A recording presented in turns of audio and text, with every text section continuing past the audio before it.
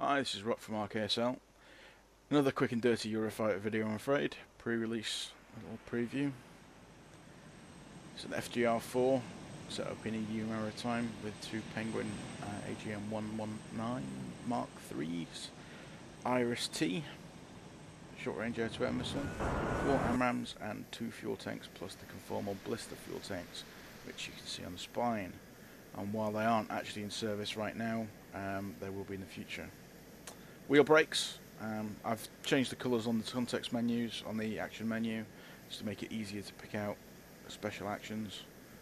Wheel brakes was suggested by PC Format's Tanky, or Tank Buster as he's known on the BIS forums.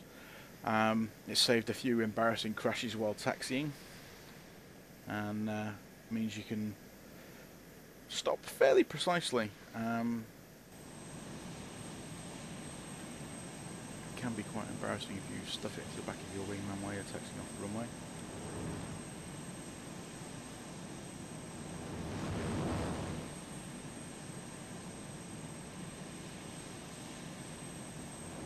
The ground handling's quite sprightly. It can turn roughly within 1.5 of its own wing widths.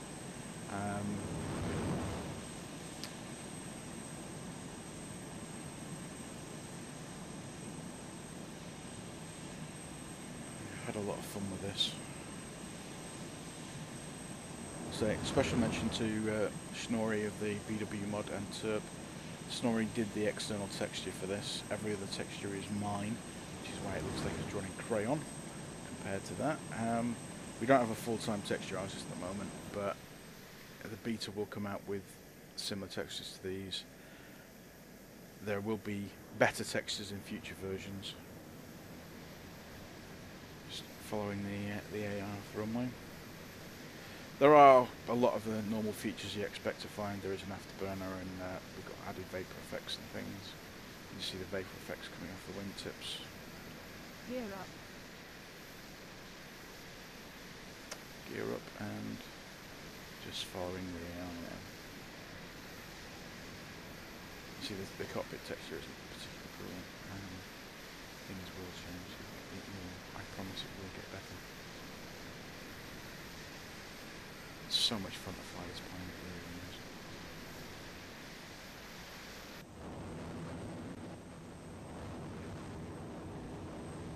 is. As you can see in a second, just go to the side, there we go. Pulling up, vapor effects. Does look rather nice.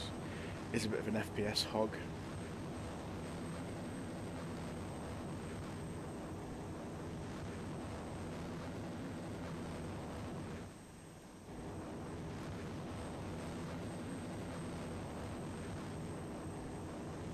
Context menu on full throttle if the burner comes up.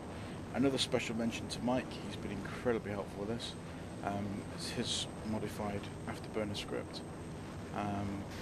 It only turns on in this current version with full throttle. The action menu only appears when you've got the throttle position right up to the full.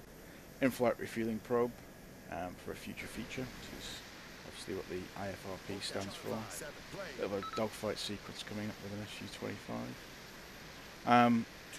It is, like I said before, it is beautifully fun to fly. I have had so many wasted hours just testing this. I pop in game for 5 minutes to test it and spend a good hour playing around with it.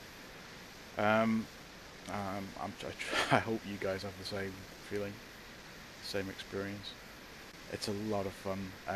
SU-25s are especially a hard target when you get into gun range. And can be a lot of fun. You saw it firing flares there. This is version 107. We've fixed the flares. We found a way around the way that BIS has changed the engine. I don't know whether it's our fault or BIS's fault, to be fair. But they will be released, an updated 103 version of the flares, or 203 version of the flares will be released with the Typhoon. I've just got Arrowhead this morning, well, last night, and had a play around. The Eurofighter works fine in it. The flares work fine in it. I haven't had a chance to properly look at the flares, neither has UNM. I don't think he's even got the game yet. We don't know what's going to happen, but I strongly suspect we'll continue with the RKSL flares an hour ahead. From what I've seen, I still believe that there is room for improvement over the BIS flare system. I think we can do that either with a new version of the flares or a reworked RKSL flare system. My terrible flying skills at the moment.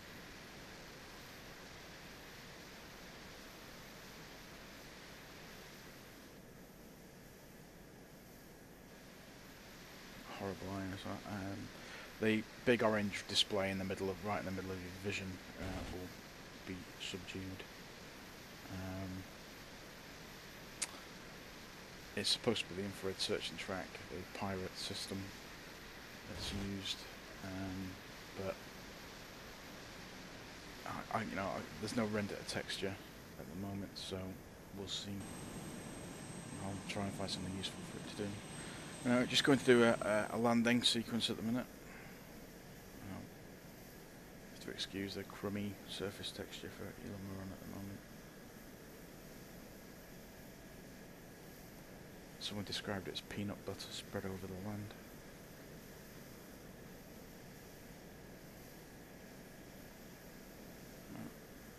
Gear down. The HUD is in knots and feet, as opposed to kph and meters. The game user interface, the UE HUD or whatever you call it, top left is obviously kph meters. I will leave that in for the beta. The vast majority of people that have flown this have said, let's do it properly, let's do knots and feet. The vast majority of our testers. So. But to be fair, they do come from a simulation background as opposed to a gaming background. As the wheels go down, I deploy the brake, brake shoot. Eventually this will collapse properly as the real ones will before detaching, but at the moment it just vanishes.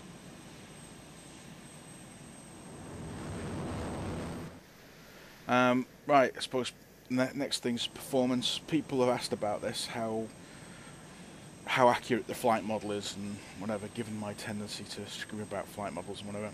I have broken one of my cardinal rules and I've used Eurofighter Typhoon Operation Icebreaker as a standard. The handling performance is very similar, the climb to altitude is very similar. So I'm full afterburner now, 65-degree climb. While the speed may not be impressive, the rate of climb is.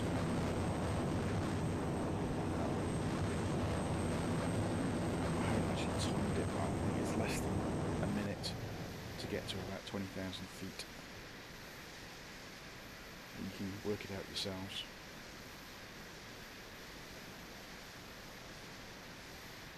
So as I look over my shoulder in a moment, you'll see we're so high up, there you go, we can't see the ground. It's about 4.5k view distance. It's not bad in less than a minute. Nose down.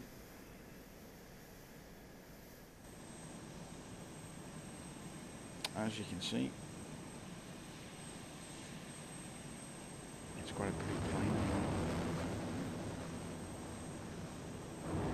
I just want to say again, thank you to everybody that's actually helped with this. There are so many people that have contributed to this, people in the community, people that I know from work and in industry, and especially ULN. A lot of what we've done would not be possible without their support and their teamwork.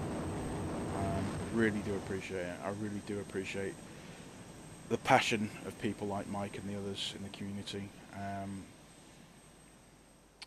So thanks a lot, and I hope you enjoy the aircraft when it gets released this week.